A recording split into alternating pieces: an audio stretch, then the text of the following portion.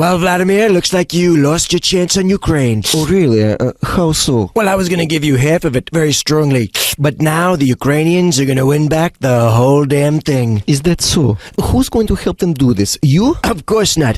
It's going to be the Europeans. How many divisions do they even have? I have no idea. I'm waiting for a phone call like, Vladimir, unless you give up Ukraine, we're going to force you to use a USB-C plug on your smartphone. Oh boy. No, it's really nice to have a good laugh like this, just like old times. Laughter is such important emotional cleanser. Yeah, it really is. So, you want to end the war in Ukraine? Still no.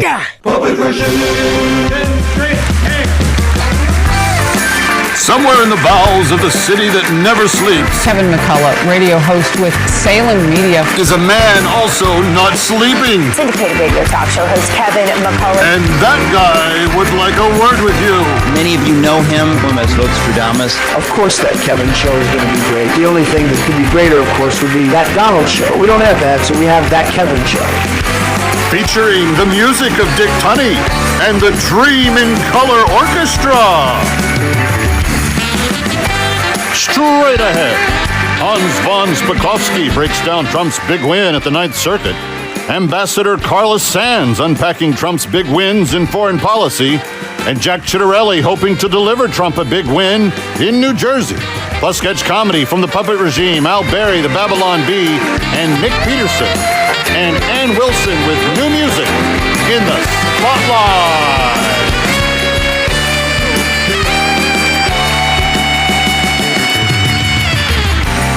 And now from Times Square, broadcasting live from what's left of civilization before the NYC mayor's race finishes it off, here's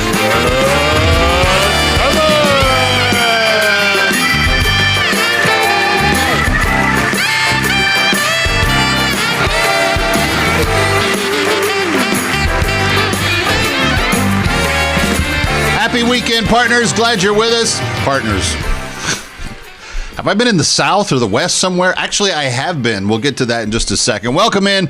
Got a great show for you this weekend, and I'm so excited to be with you. We've got a couple of really geniusly smart people. Hans von Spakovsky knows a lot about election law, knows a lot about the law in general, and in fact, he's going to break down the whole Ninth Circuit. Did you see this? The Trump administration smacking win in the Ninth Circuit. It's such a bigger win than in other circuits because the Ninth Circuit has always been such a crazy, lunatic, far left, crazy circuit. And they're the ones that said, nope, Mr. Trump, you can use your National Guard troops to keep us safe. That's quite all right. We'll get into all of how that breaks down. So excited to be able to have that conversation. And a little bit later on, Ambassador Carla Sands is back with us. She knows a ton about, like very complicated things like what our deal would be with Greenland if we had one and all the rest of that. But she's going to break down some of the foreign policies because we've been racking them up. The wins in the foreign policy arena have been really enormous in recent days, and I'm so excited about that. I'm also excited to see how well our country is recovering. I know that I'm in the bubble in New York and it looks really bad here. I mean, even the president having to kind of admit that New York City may be a lost cause by way of the mayor's race, not much that can be done about it. He can certainly incentivize behavior with federal dollars, but there's only going to be so much that can be done there. And I've been kind of bummed about that. But I was very grateful to be invited to Eagle Metals, a little energy conference this week down in Palm Beach, Florida. And the stuff that we're doing by way of technology in this country is mind-blowingly awesome. What we are able to do now, for instance, I don't know if you knew about it, but we have the capability, if we can mine the uranium and get the nuclear power built, we have the ability to put little reactors in the back ends of trucks that may be the size of an 18-wheeler. Now, you think that's pretty big, but a reactor that would fit inside one of their trailers actually has the capability, listen to this, listen carefully to this. It has the ability to power a town of 300 families, 300 homes, for 92 years running on the power save version.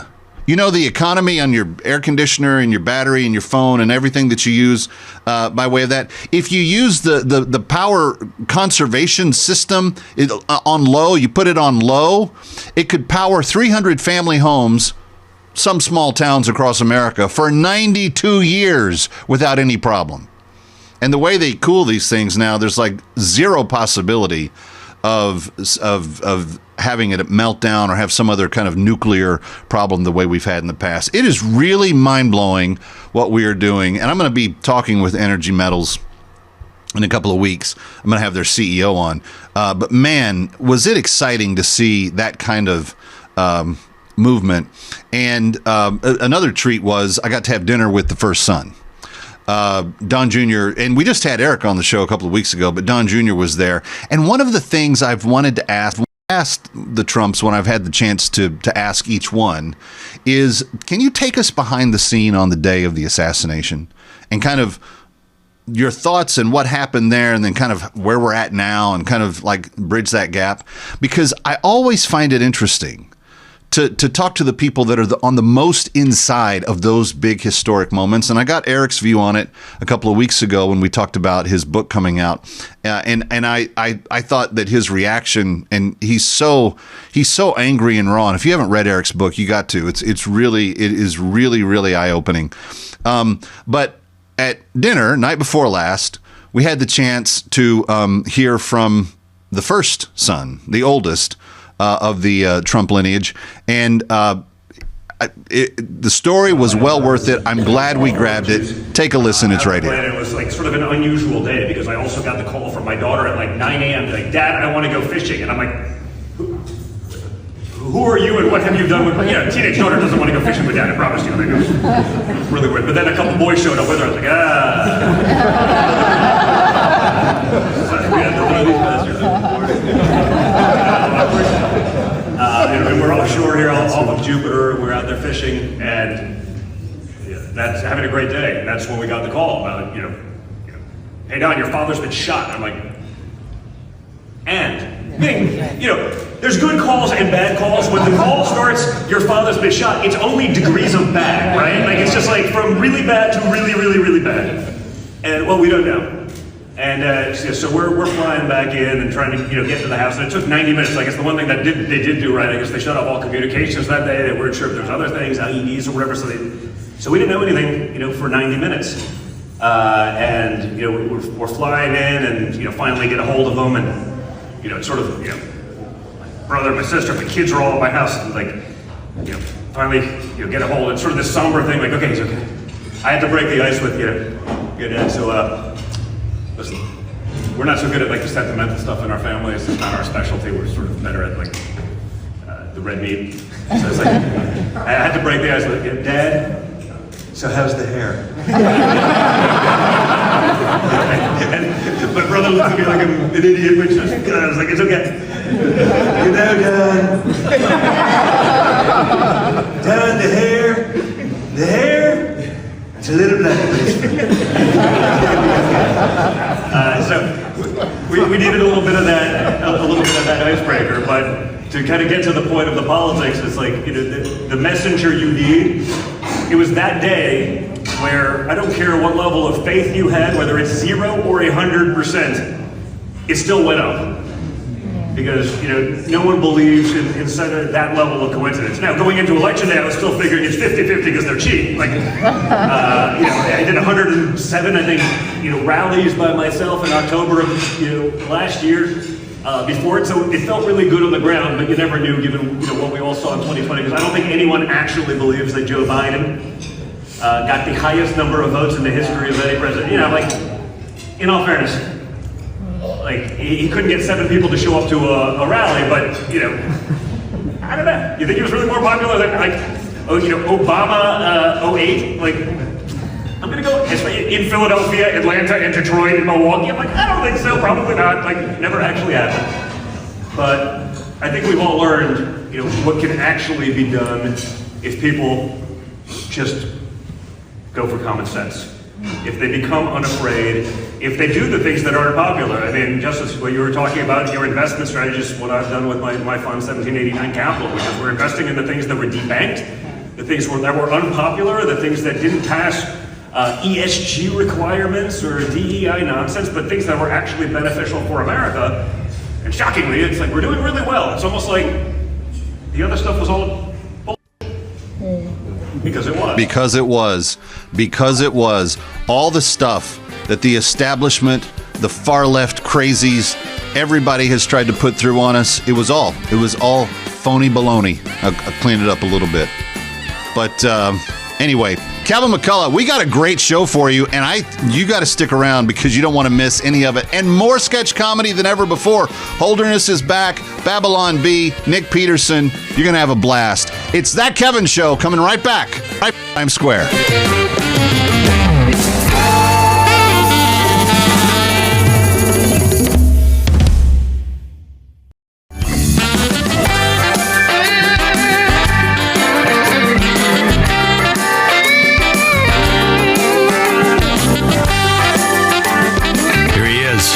From New York, that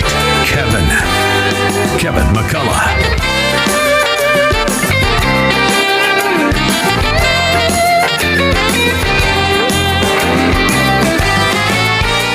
Welcome back to Times Square. It's That Kevin Show, thatkevinshow.com. And this week, the Ninth Circuit Court of Appeals, in fact, just a few days ago, surprised a lot of people. Because one of the most contentious aspects of this Trump administration, at least in the media's mind, and if you watch shows like The Five or others where people are duking it out over this issue, whether or not the president can use the National Guard beyond what he's done in Washington, D.C. is being litigated. It's going to be litigated. I think there's going to be more of these cases that are going to be tried. But I want to find out exactly how far this decision reaches. Hans von Spakovsky is back with us from the Heritage Foundation. Hans, always great to see you. Were you surprised that this came from the Ninth Circuit? I mean, in years past, this has been by far the most overturned circuit at the Supreme Court level because they've just been nuts. It's been literally the crazy court up there in the far Northwest. But Trump was able to do a little bit of refinagling of that court in term one, and it looks like we actually got a sane decision out of them. Yeah, no, we did. And what has happened is there have been many open slots. People have resigned. They've died from the Ninth Circuit, and Trump has been steadily filling those judicial seats, and that is making a difference in the court. I mean, we still do get sometimes bad decisions from them, but that has been reduced, and this is a great example of it. No, I wasn't surprised by the decision. I might have been surprised the Ninth Circuit did it, but it was the proper decision, right? Because the law on this is really simple. The president can federalize, take over the National Guard, which is normally under the control of a state's governor, under three conditions. And as the Court of Appeals pointed out, one of those here is clearly met. And that condition is if the president is unable to enforce federal law with regular federal law enforcement officials. And Kevin, how could anybody look at the videos of what's been happening in Portland, mob violence, mobs constantly surrounding the ICE detention facility, attacking ICE agents, interfering with, trying to stop them from enforcing federal immigration law, and not think, well, of course that provision has been met, and National Guard troops are needed to protect those federal agents, federal facilities, and particularly their enforcement efforts. Yeah. It's kind of interesting to me, Hans, because I know that the media really thinks that this is what they're going to use to really topple Trump in this term, that they're going to get this public sympathy. You saw the No Kings protest. Everybody's out there. Oh, he's the dictator. He's taking over. He's militarizing cities. He's doing all this stuff. The cities he's chosen to work on so far have all had significant problems. Right. And Portland, more than any other, is probably the most lawless of the North American of American cities that he's dealt with. I mean, the crime may have been worse in D.C., but the abject lawlessness and just kind of refusing to do anything by the book, Portland has kind of stuck its chest out and been proud of. And it's really remarkable. I also think they're greatly overplaying their hands, because I think the majority of Americans actually think and understand that law enforcement enforcing the law is a really good step towards an orderly society. I might be wrong, but I kind of think that the American people get that. Oh, no, I think they do. And I think that's one of the reasons, frankly, that you had such huge support for Trump when he got elected. Look, liberals in the big blue cities for years pushed the defund the police movement, right? Yeah. Well, who was it that most objected to that, and who got hurt the most by that? Well, the highest crime rates are in poor urban neighborhoods in those blue cities, particularly majority black neighborhoods. That's where the highest crime rates were. And when you talk to people there, they're the ones that say to you, we don't want fewer police, we want more police here to make it safer. And supposedly those are the constituents of the mayors, the city council members, the folks who right now are putting up this huge defiance of federal law enforcement, particularly in the immigration area. Well, what's interesting about that, too, is that now that D.C. has been fixed on a pretty significant level, all of the predictions of the tyranny and the takeover and the dictator and all this, it's all poof, disappeared like some cotton candy. And so now citizens in Chicago, citizens in Philadelphia, citizens in Portland, citizens in Baltimore, in San Francisco, they have a chance to kind of see with their own eyes that he didn't take over anything, that he actually helped clean up something that was a pretty big mess and turn it into a nice, livable place now. I mean, the fact that people can, even late at night now in urban Washington, D.C., go for a walk in their neighborhood and not be afraid of getting shot or mugged is really rather a remarkable accomplishment, given the long-standing kind of bipartisan effort to not do anything about it prior to this. And I think that even in these places where governors like Illinois, Oregon, California, where they really, really, really oppose the president, again, I go back to the citizens. They see the difference, and I think every one of them want that difference in their own city. Oh, no, I think that's very true. Think about the mayor of Chicago, who was out protesting and verbally assaulting the president for what he was doing. He came out with one of his strongest statements right after a weekend in which more than 24 victims were shot in his city, a number of whom died. And he was more interested in attacking the president than doing what he should be doing, which I'm sure the residents of the city agree, which is saying, Mr. President, thank you. Thank you for sending more law enforcement. Thank you for sending the National Guard. We need help here. Well, I think it's one of those things that is going to require a lot of persistence by the president. I think a lot of other presidents would just give up. They would say there's too much pressure. The idea of Donald Trump being a lame duck president is completely different than anybody else being a lame duck president, because I think he sees how much he can still do and no one can really stop him. And most lame duck presidents go, "Oh, what can I do? I don't know how much more I'm going to be able to get done." And he's taking advantage of every opportunity. I want to expound a little bit more on this when we come back. We're speaking with Hans von Spakovsky of the Heritage Foundation, and this entire challenge to law and order in America. It really is something that I think the left is trying to manipulate, but I don't know how effective they are at making that argument. And I think it's even going to play a role in some of the elections being held this year. Coming right back from New York, Kevin McCullough. Stay with us.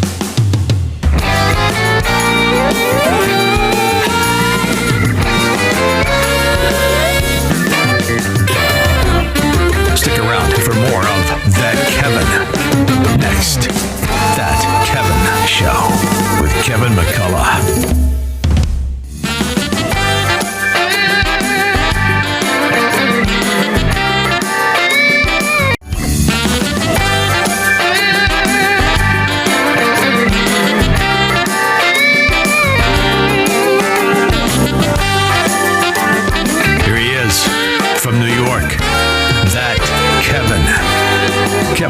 McCullough. Welcome back. That Kevin Show. Kevin McCullough, glad to have you with us. Hans von Spakovsky of the Heritage Foundation is back with us, and we're talking about law and order. Hans, ICE is a big... The term is working its way into everything from Saturday Night Live to Sunday morning newscasts to everyday people on the street protesting them. Some of them I don't think understanding even fully what they're doing. I want to go back to the No Kings March from the previous weekend because, you know, the media tried to make it sound like this was an enormous turnout that had this massive impact. And I think even in really large cities like New York, we didn't really have, I mean, I couldn't, to be candid, I couldn't really tell a difference in this weekend and a lot of other weekends when other things are being protested because it didn't feel like it was that different. But it's like we live in two different countries. You have the deep blue cities and deep blue states that are kind of trying to oppose a president that they're trying to call illegitimate, and they're just trying to tear him down, and the rest of the country is getting safer neighborhoods, more freedoms, better economies, and working really, really well. And right in front of us, we have this mayor's race in New York City that is going to be a very interesting test about what the voters of New York believe about law enforcement, given that Mamdani is about as opposite of Donald Trump as you can get. What's your take on the overall kind of milieu of the country in terms of ICE, deportation, law enforcement, where we're at, and what the country really wants right now? Well, Donald Trump is doing something that we don't often see, which is he's actually doing what he promised during the campaign. And there's a reason that he got so many votes and won so many states, particularly states that in prior elections have gone the other way. You know, he said, I'm going to shut down the border and stop this huge flow of illegal aliens coming across. And the latest number I saw was that we're down to 95% reduction from what was going on during the Biden administration. It's the lowest numbers recorded, I think, since 1970. Wow. And people, majority of Americans like that, and they see that.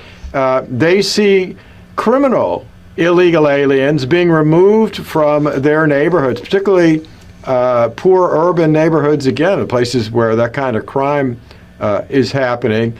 We've seen gas prices come down because the president is doing what he said, which is trying to increase production of energy in this country again. Folks in these deep blue cities who are engaging in these protests, all of whom seem to be white suburbanites and well-off individuals, I think they are just way out of touch with the rest of the country, and certainly not with people and the way they voted in the last election. Well, given the fact that the Trump train is definitely moving in all those directions, how do you explain the rise of Zoran Mamdani? I mean, the Democratic Socialists basically said, because he won the primary, that he's the new face of the party, and that the DSA is going to take over the DNC by 2028. Do you give any credence to that train of thought? Yeah, that's potentially so. I mean, think about the problems the Democratic Party is having now, because this small core of radical leftists has taken it over. One of the reasons for that is they control the money that the party runs on. I think one of the problems in New York is, remember, New York has one of the largest populations of aliens, particularly illegal aliens, of any city in the United States, and their election system is so bad in terms of trying to protect security and integrity. It's one of the worst in the country. Mm-hmm. I can guarantee you that many of the aliens who residents of the city, I have no doubt they're registered to vote, and they'll be voting in that election, and they'll be voting for someone who's basically saying, I'm going to do everything I can do to protect you. and keep ICE from finding you and deporting you from the country. And I think that's one of the big factors. It's going to be a really different place. I didn't come here in a moment of time ever thinking that we would be at this point where a Marxist and an Islamist would be the leading candidate for mayor, and yet for some reason, even though he's never broken like more than 44% in the polls, it looks like he's going to be unstoppable in just a couple of weeks. Hans von Spakovsky, thank you for everything that you're doing at Heritage. Thank you for everything that Heritage does, and come on back and see us again. Sure thing, anytime. Kevin McCullough coming right back from New York.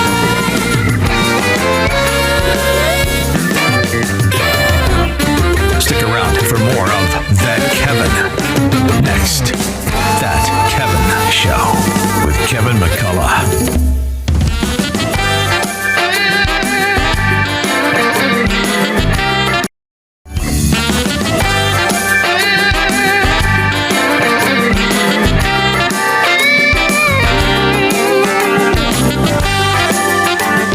Here he is from New York. That Kevin McCullough. Friends, thank you for being here. I always appreciate you taking us with you on your weekend and being part of That Kevin Show. It means so much. ThatKevinShow.com for everything related, including a way to get involved in the passion project that has been my biggest passion for the last number of years. I many years ago, feeling very blessed and humbled that God would allow me to have reach beyond where I was just at and becoming syndicated and so forth. I kind of made a commitment to him many years ago that we would always use a piece of whatever I do to help advance God's kingdom. And in recent years, we have worked most often with a group called Christian Solidarity International that has, introduced me to something that I have been so passionate about. I mean, my family personally is involved with CSI at a very high financial commitment level. In fact, this year we have basically doubled our monthly giving to CSI on a month-by-month basis. And going back to COVID, just to rewind the tape a little bit, my children who were home because of COVID heard me doing my daily radio show, and they heard me advocating on behalf of slaves who had not been liberated. And this kind of rang a bell in their head, and they said, I remember slavery in school and so forth. And so they were asking me questions about it. And the more I told them about what was happening with these women and children that have been enslaved in Sudan, they just shouted out, Dad, what are we going to do about it? And I said, well, we do something about it. We give on a regular basis to CSI. And they said, that's not good enough. And so from that time forward, and we haven't been perfect at this, but we've tried every month where we have the ability to liberate one human life out of slavery through CSI month after month. And that's been 4 or 5 years now that's been the case. So literally a few dozen slaves have found their freedom because of the McCullough family just feeling very passionate about this and saying, we're going to prioritize this over other things. I don't make a ton of money. We don't have a huge fancy house. We live a very modest life. But this is important to us. And then this year we've done a little bit better, and we've been able to double that. So we're liberating 2 slaves a month in the McCullough house. And the reason I bring that up is because this year our goal is 208 slaves to liberate for the year. And so far, we have just barely knocked on the door of 80 lives that have been liberated. And for every one of you that have joined us on that journey, I want to say thank you, because that means that 80 individuals will now have lifelong freedom in a way that they have not known it before. But that is meaning that we have about 128 lives to go, and we're running out of time. November is a week away. We have got, we're going to get busy with holidays. Everything's going to rush by us really fast. Now, a couple of ways that could really be useful to reach that goal is if everybody listening and watching and reacted right now and said, okay, I'll do 1 slave each. And we had 128 people say, yeah, let me liberate a slave. That would take care of it right away. Let me give you the phone number, 888-342-1010, 888-342-1010. But the likelihood of that happening is probably not very good, and some of you can probably do more than others. So what I would love to tell you right now is that if you will make a donation this weekend of any size to CSI, 1 slave, $250, 10 slaves, $2,500. The McCullough family, we've talked about it, we've decided on this. We're going to match your gifts personally out of pocket from our family's heart to yours. We want to double that good. So in that situation, we don't need nearly as many of you to be involved, and we will own up more of what we need to do this weekend as well. But would you consider making that gift? 1-888-342-1010, 888-342-1010, and then take advantage of that. Now, who are the people that we're helping? This is probably the most important part and the hardest part to talk about, because these women that we are liberating out of slavery have nothing. They were taken sometimes as very, very small girls. They were married off to slave masters, married off, meaning they were forced to sexually serve those slave masters. They have been stripped of all of their dignity. They've been stripped of anything resembling a life. They've been stripped of their faith. Many of them were Christians, and then they were being put into Islamic households, and they were being told to do the most horrendous things. They had to, in the majority of instances, they had to self-circumcise as a woman. Now, this is a family show. I try not to be too graphic, but if you understand what circumcision involves, and if you understand the difference between male and female and why it's not really a thing for females to be doing, you understand what a gross human rights abuse this is. And most of the time, they were told to do it with nothing more than the rusty lid of a tin can or something like that. Many of them died or nearly died in the process of doing that. And they've been living in this type of abusive, horrifically abusive, rape, assault, verbal, physical, everything, for 15, 20 years on average. And what we have the ability to do, and CSI is already working in the field, these 208 women that we identified at the beginning of the year, we know their names. We know exactly who they are, and there is another liberation expected before the end of the year. So if you gave a gift this weekend, someone's life would be changed for Christmas. This is actually the best Christmas gift that you could give anybody, is to give them their freedom. But here's what I want you to know. They're going to be so inherently grateful, because they have received nothing but abuse. And what they get in return is a time of recovery at a safe recovery camp back in South Sudan. They get all of the supplies and things they need to start their life over from your gift, $250, but it gives them a year's worth of food, another year's worth of grain. It gives them a small she-goat that helps them develop a little bit of micro-enterprise. And you give them their dignity and their individuality back. You give them their identity back. They get their Christian names back. A lot of them have had their names taken away from them. So I need your help more than I've ever needed it. We are running out of time, and we are very, very far away from goal. 1-888-342-1010. I cannot tell you how meaningful it is that my own staff has given generously this year. Everyone I know, I try to tell about it. Would you help us? 888-342-1010. 888-342-1010. Ready or not, Kevin McCullough. we'll be right back. That Kevin.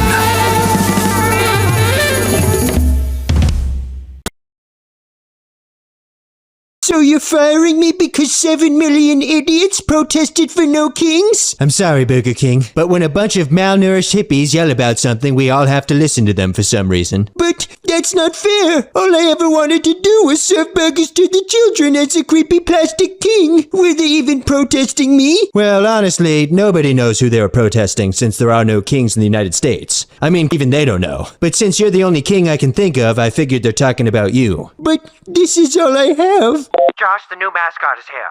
Ooh, all right, send them in. Greetings, comrades! Burger, this is Rodney. He's the burger communist. Seriously? This is who's replacing me? We tested him him for a group of pronoun clowns, and they all agreed he's their favorite. Show him your stuff, Rodney. Hey, comrade, I'm Rodney the Burger Communist. You have too many burgers. You're under arrest. He's going to arrest the children? Only if they have too many burgers. And everyone liked this guy? Well, one person didn't, but they changed their mind when the others threatened to kill her for disagreeing with them. But how will the children get their burgers from the burger communist? Well, he doesn't give burgers to anyone. He takes burgers from people who can afford them and rations them to everyone equally. That way, everyone is hungry and nobody is happy. I don't agree with this at all. The children deserve their burgers. Well, if you can figure out which king all the old white women with lesbian haircuts are protesting, maybe we don't have to replace you after all. I can do that. You just wait here. I'll figure it out, I promise. Somewhere in the bowels of the city that never sleeps Kevin McCullough, radio host with Salem Media, is a man also not sleeping. Syndicated radio talk show host Kevin McCullough. And that guy would like a word with you. Many of you know him as Nostradamus. Of course that Kevin show is going to be great. The only thing that could be greater, of course, would be that Donald show. We don't have that, so we have that Kevin show.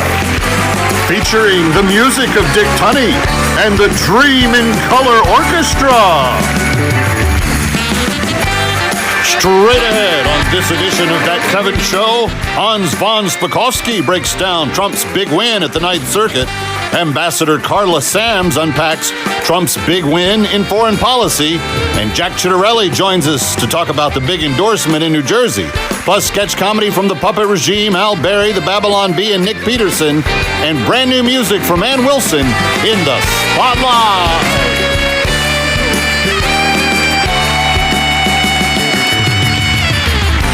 And now, from Times Square, where the mayoral race makes revelations read like a feel-good rom-com, here's the Kevin!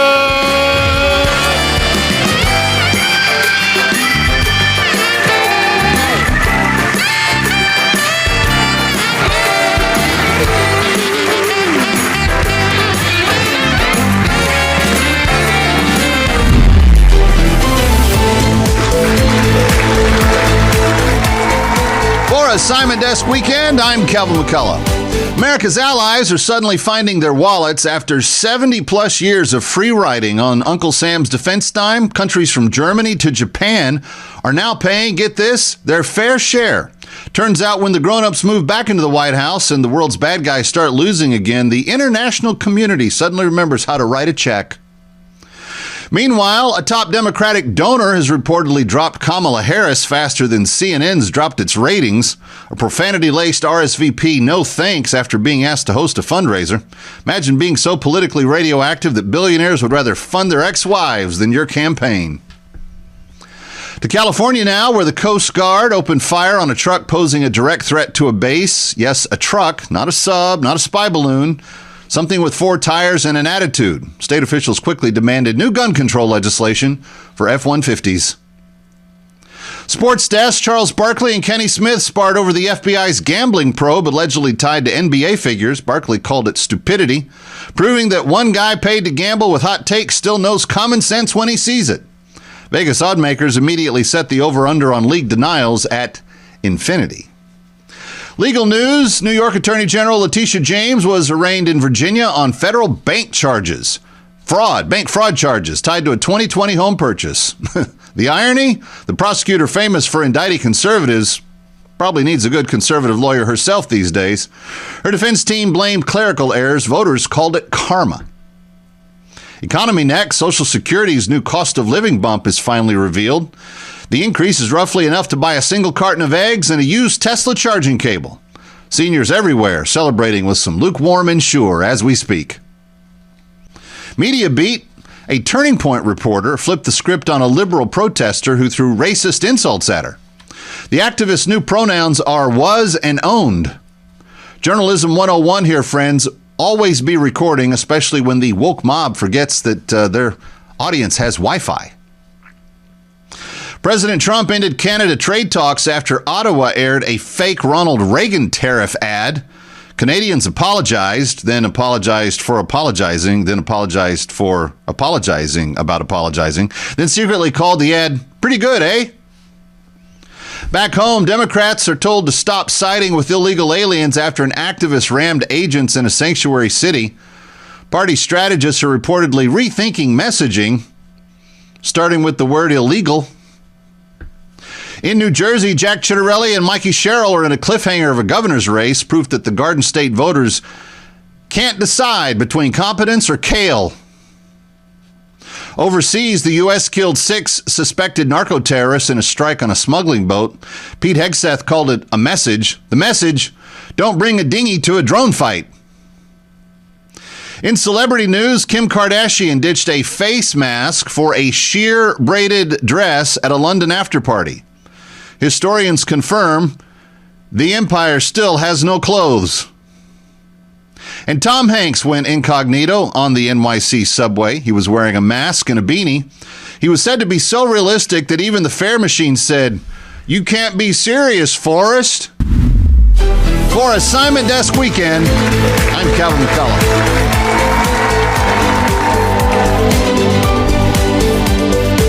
As I'm exploring the great outdoors, lounging around Eagle's Nest, or invading Poland, I always make sure I'm wearing American Eagle jeans.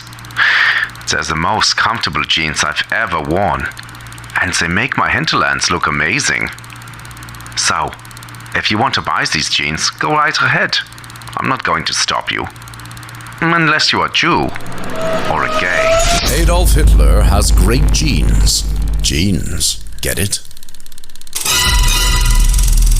Now my wife and I are out at night, and we're eating by candlelight. But I cannot read the menu right, and I gotta get my cell phone light. Oh my Lord, I never felt so old before. I am blinding everyone in sight with my freaking cell phone light. No sight of the suspect. Guy next door, though, looks like a prime target. That is profiling. No, it's selectively observing patterns in skin tone, in face tattoos. I do see a kid in the house, though. Appears to be about 4. You think he's running the drug operation? He's got to be at least 6 to even work the weed farms. How many donuts are you gonna eat? Never let a stereotype go to waste. Hit me with the suspect's deets.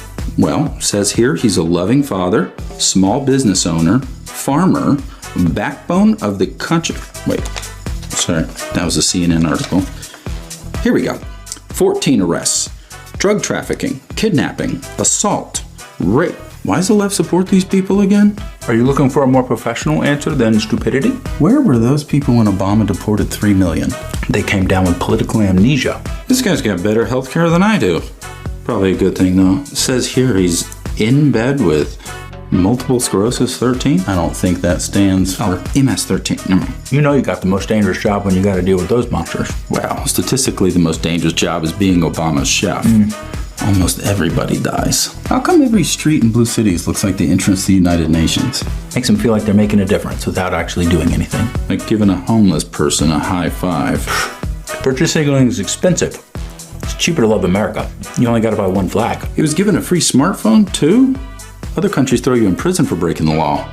We give you an unlimited data plan. I have 2 years till mine is paid off. I have cell phone debt.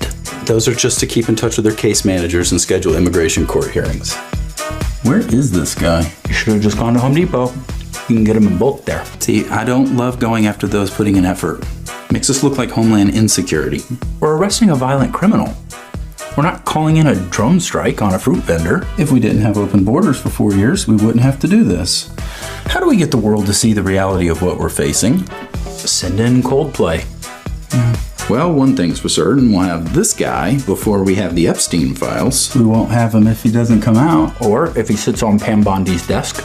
We can't touch the guy until he's in public. Unless, of course, you bust down the door and yell, "I have anxiety." What? Works for Pedro Pascal. Well, something needs to happen. I have an online pickleball lesson this afternoon. Yeah, we're just loitering. If I wanted to waste taxpayer money, I'd run for Congress. Shh, wait. A car full of heavily tatted, shirtless men with firearms just pulled up. It's go time. Well, wait. Let's not jump to conclusions. Of According to CNN, it's probably just a Bible study.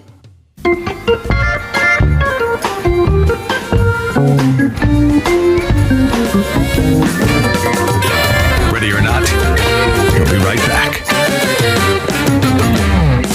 That Kevin.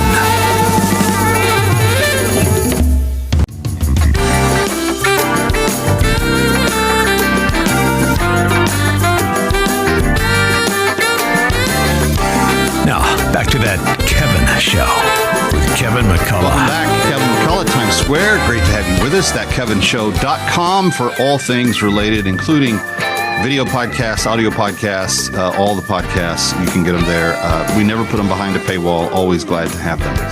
Ambassador Carla Sands served the Trump administration in the first term. She's been here to talk about Greenland before and some of the other more interesting dynamics of what the foreign policy has been in this term, Carla. But as we are thinking about right now, we're in a little bit of a different situation. Israel and Gaza sort of got a conclusion. Ukraine is desperate to get one. They really want Putin to be done. I don't know what Putin wants at all. I think it's hard to understand that. And then the president's playing back and forth with, I'm going to go see Xi. I'm not going to see Xi. Maybe I'll see Xi. Maybe not. I don't have to. I could tariff him some more. Like, there's a lot of I feel like Jedi mind tricking going on across the globe right now. What do you make of the day that we live in? It is a crazy day, Kevin. There is so much happening. I like to think that right now, during President Trump's administration, a year is happening in every day. If you see the developments both domestically and internationally. And I don't know what he'll do with Xi, as a matter of fact, because, while they were discussing a trade deal, Xi comes out and says, oh, by the way, the whole world has to have our permission to use any of our rare earths in anything, even if we're not making it in China. If you're using a little bit of our rare earths in your missiles, F-35, cell phone, electric car battery, then we have to give you permission. And that is a way to control the global economy in today. So Trump's not going to allow that. He's already said it. And in fact, in one European country, they've already nationalized one of the Chinese-owned high-tech companies because China was planning to close it and take all of the IP, all of the knowledge back to China. They just shut it down. No, they took it and nationalized it. So in other words, it would be like using Emergency Powers Act or, when we're at war, how we just take something, we'll take a factory and say, okay, the government has expropriated that. Right. Well, that's what we're going to do with farmland that's owned by the Chinese Communist Party associated people. Well, we absolutely should. But beyond, this is an interesting thing that Xi has said, because much of their rare earth minerals don't come from China. The stuff that China says it owns, they're harvesting in Africa and in, on other land, South America. Right. They're harvesting it in places that it's not indigenously theirs. It's not. Well, how do they? I'm a little confused about how they think they can be this bold with their bluster and not have some sort of bigger plan to back it up. Yeah, it's pretty bold. It's pretty ballsy. And it's completely out of line with how world trade works. So the reason they're saying that is because even if it comes from Australia or the United States, most of the processing is done in China. And they do the dirty work. We have to be willing to pollute a little bit. We'll do it cleaner than they do it there, but we have to be willing to refine the rare earths here at home on our soil. And there's, I think, one major place that does some refining called Mountain Pass. It's out in Northern California. But China has a minority interest in that. The DOD, our Department of War now, has invested billions into this, but China does have an interest in it. What they do is they try to put businesses out of business, and then they come in and rescue for pennies on the dollar. That is another trick that the Chinese Communist Party uses all over the world. KT McFarland, who's on my show regularly, talks about how... Love KT. Yeah, and she's a big fan of yours. We talk about you behind your back. No, she's mentioned so many times that Trump has really followed the Reagan playbook in terms of leveraging energy and economic interest as the bigger powers' weapons to negotiate with, as opposed to military force. And it seems to me that Xi has started to figure this out for himself. If he's going for a really kind of cutthroat precision strategy of economic interests and control over things like rare earths, he's really playing four-dimensional chess as well. I totally agree. And we have an important election coming up in New Jersey that's going to determine, in part, how expensive energy is, whether it's home heating in the winter or buying gas for their cars, for the people of New Jersey. They're part of RGGI, which is a regional energy group that has an agreement, but also high costs.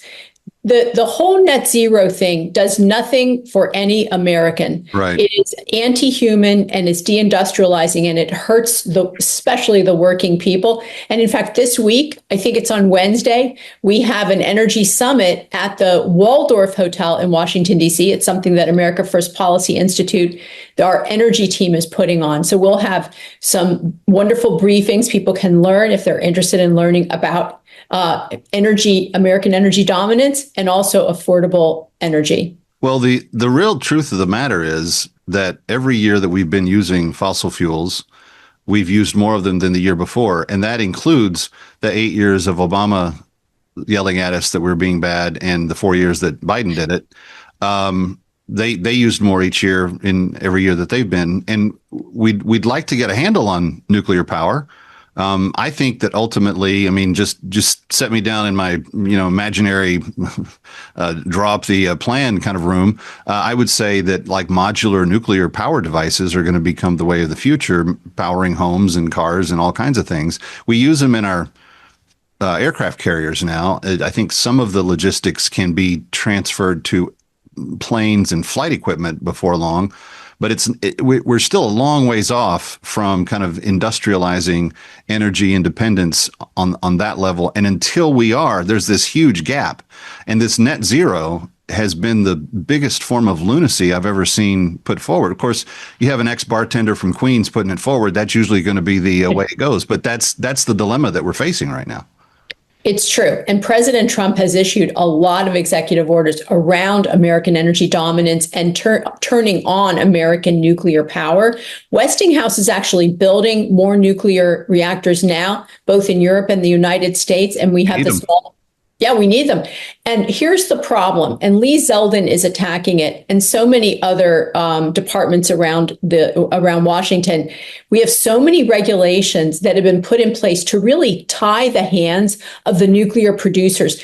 The government that will be, like the deep state, did not want any nuclear being built. Mm-hmm. And so they made it almost impossible. So Lee Zeldin is getting rid of a lot of these regulations, keeping the ones that keep us safe, but not the ones that prevent progress. But also they've passed with executive order that these law firms can't come in and sue, for the next 5 years to stop the nuclear power from being built, because these lefties, the net zero people, they don't want any energy. They want us to live like cavemen. Otherwise, they would all be fighting for nuclear power because it's green and it's sustainable. Yeah. So their actions show you they're not really interested in cheap and abundant power.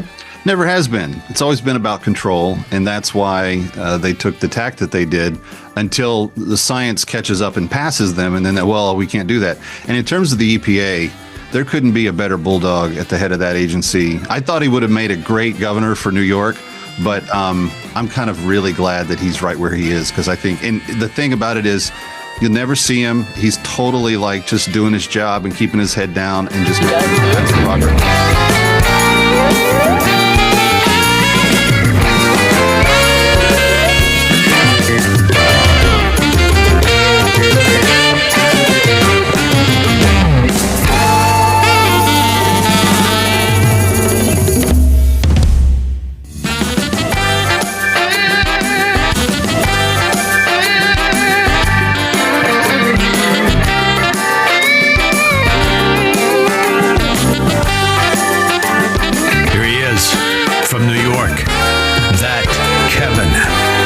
Kevin McCullough.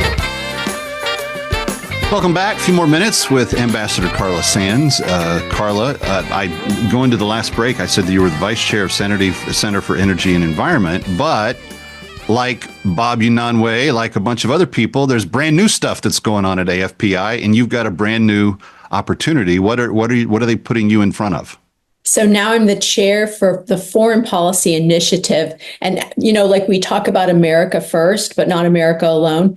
Well, it's really about nation first. You can see all over the world, especially in Europe, that they're trying to dissolve the country borders. They're trying to make them take all these illegal immigrants and not protect their culture, which makes the country what it is. I don't know if you've seen in the news just recently, Germany's canceling a lot of its Christmas markets because of the illegal immigrant danger, the terrorists. Yep. And then secondly, the UK is jailing people for saying that these men who have come in, that are Muslim men, have been raping and grooming these young girls. And literally they're putting them in prison longer than the perpetrators. And there are people being arrested more in the UK than I think any other country in the world. And that's where we get our free speech from. So it's a really dangerous time right now for, I would say, the rule of law in each country that we have friends in. And we want to make sure that these countries have cheap and abundant energy.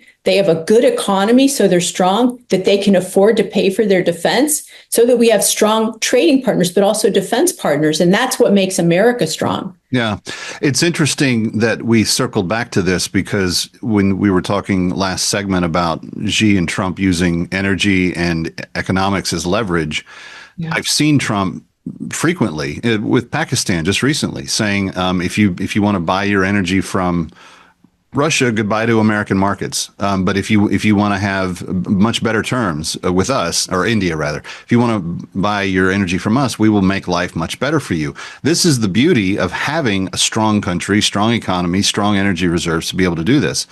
I want to get to the free speech thing, though. In the UK, it is shocking, stunning. And I'm just curious, you're one of these important people that gets invited to the private teas and has these off the record discussions with folks. I don't know. It's not like the Brits don't know that free speech is being attacked, but it's happening on their watch. What's the explanation for why they're putting people who are praying outside of an abortion clinic or trying to warn people about the bad elements of mass migration? What do they say when they're confronted with the violations of free speech that they are actually practicing and the whole world is seeing? The whole world is watching in aghast. I mean, the UK, it's our many of us, it's where our ancestors came from, many Americans. If you put up the flag, it's considered a crime unless you're in a protest zone. You can't even hang the flag. They're arresting children. You can't put up the British flag. They're arresting children for waving the British flag like in front of their house. So knowing that, and these are children, they're not even teens. So knowing that is happening in our great ally, the United Kingdom, Great Britain, Scotland, Ireland, England. When you think about that, I think that the leadership, both the conservative and the left, the Labour Party, I think that they have really, and we may be paying for it from old USAID funds. I don't know. I think that probably UN and global pressures are telling them no more sovereign borders. You want to open the borders, take everybody in, don't allow them. And the EU is trying to censor our speech too. President Trump has shut them down so far. Elon Musk has been really vocal about this, how you have to have freedom of speech to have any kind of so-called democracy. Whether we're in a constitutional republic, we need free speech. Those democracies in Europe, they need free speech. Otherwise, they will become totalitarian hellholes. Yeah. It's just how it works. I was in Italy this summer, and I'm reminded that they had some referendums on some of these issues, and that's why they have the leader that they have now. But they have strong borders, they have tough immigration, and they're not going anywhere on that. I'd like to see a lot more of that be exported through Western Europe in particular. Carla Sands, always appreciate all that you're doing. And if people want to follow you, what's the best social media for people to stay in touch with you on? I think I'm most active on Twitter, X, and then I have a website, carlasands.com, and I post a little bit on other platforms, but not so much. There's only so many hours in a day, Kevin. We're so busy over on Instagram. We'll have to go find that X account and promote that as well. But we always appreciate when you take the time to be with us. Thank you for being here. Thanks so much. You got it. And if you want to rehear these conversations, go to thatkevinshow.com because the podcast will be posted and we would love for you to see it. Kevin McCullough coming right back from Times Square. Don't go away. Stick around for more of That Kevin. Next, That Kevin Show with Kevin McCullough.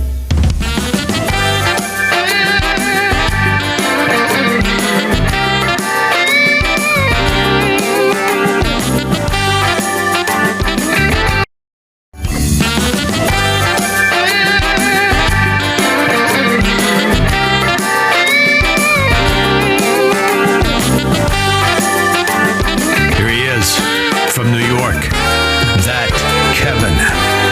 Kevin McCullough. And welcome back. It's That Kevin Show, talking with Jack Ciattarelli. Jack, how do you fix the public transit systems in your state? First and foremost, we're putting all of our mass transit systems under one roof. Right now, we've got, Atlantic City Expressway under an authority. We got the Parkway Turnpike under an authority. New Jersey Transit's under an authority. We're putting it all under the Garden State Transportation Authority, just like other states do. And we'll have only one management structure. Better accountability, better transparency. I'll provide the necessary subsidy from our state budget. But specific to New Jersey Transit, Kevin, we've got to reevaluate every single bus and train line to make sure that the ridership justifies the existence of that line. And where it doesn't, we'll have more resources to dedicate to those routes that serve the greatest number of commuters. That seems to make a lot of common sense, and I hope that that is something that voters are looking for. Let me shift gears. Let's talk about parents and classrooms for a second. You've drawn a very clear line on what you call parental notification and curriculum transparency. You stood with a bunch of parents just a few weekends ago demanding that parental notification and parental rights be respected by New Jersey state schools. What can you do as governor to bring back a better environment? This is kind of a toxic thing, the way the teachers unions are at odds with the parents all the time. You seem to be saying you are a parents guy. How do you fix it? First thing I do as a candidate is produce a Republican majority. Now, you remember how we flipped 8 seats back in 21 when that was wind in my face. We've got some wind at our back this time around. I could flip at least 13 seats. And with 13 seats, we get to 41. That's a majority in our state assembly. We bring better balance and I think better debate and better policy out of the legislature when that happens. But I'm going to fight like hell for this. Kevin, my opponent has said she's continuing with the LGBTQ curriculum in our public schools, but she's gone a step further than Phil Murphy. She has said that she's not going to let parents opt out of those lessons. My goodness. I think if parents want to opt out of those lessons, they should. But I will tell you, as governor, we're not going to have an LGBTQ curriculum. I'm an inclusive guy. I'm all about a safe environment, all about a welcoming environment. But there's no need for that curriculum to be in our public schools. There's some other things being taught there that belong home at the kitchen table. I'll have a parent's Bill of Rights. I will have an attorney general and a commissioner of education who are sensitive to parental rights. And we'll have a public school curriculum that respects parental rights with an age-appropriate curriculum. Is it safe to say that Governor Ciattarelli will see to it that boys are not in girls' bathrooms? Absolutely. Policy 57, 56 goes out the window on day 1, too. We should not be keeping secrets from parents. So biological boys should not be playing in girls' sports. That's dangerous and not fair. And we won't have policy 57, 56. Our children are best served when school districts and parents work in partnership, not in secret. There seems to be a certain element of your constituency that wants to see reading and math. You know, the things that schools were all built for? They seem to want to see those back on track. And there's ways to help literacy. There's ways to kind of get these core curriculum subjects back into the center of the educational process. What's your plan for this? I replaced everyone on the State Board of Education on day 1 and replaced it with people who agree with me on what our public school curriculum should be. We're graduating illiterate kids, Kevin. 50% of the incoming freshmen in our 19 community colleges are taking remedial courses, that don't even qualify for college credit.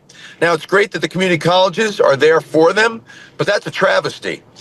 We've got kids that are graduating high school that don't know how to sign their name, because we've stopped teaching script, cursive.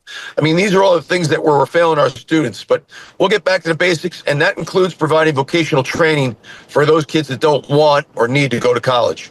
That's another common sense solution. Let's talk about school safety for a second. The nation is still reeling from the dramatic assassination of Charlie Kirk. That was on a college campus. But just a week before that, there were kids that were killed at a school in Minneapolis. School safety since Parkland has been something that people are concerned about. What is the Ciattarelli plan to keep schools safe?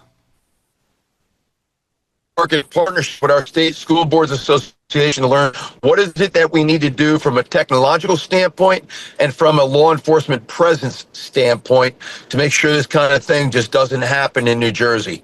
We can't tolerate this. We shouldn't have parents worrying about whether or not their children are coming home from school each day. Last question on this section, immigration and sanctuary city policies. What happens to this pretty wide open border, not at the U.S. southern border, but at the New Jersey state border the day you get elected?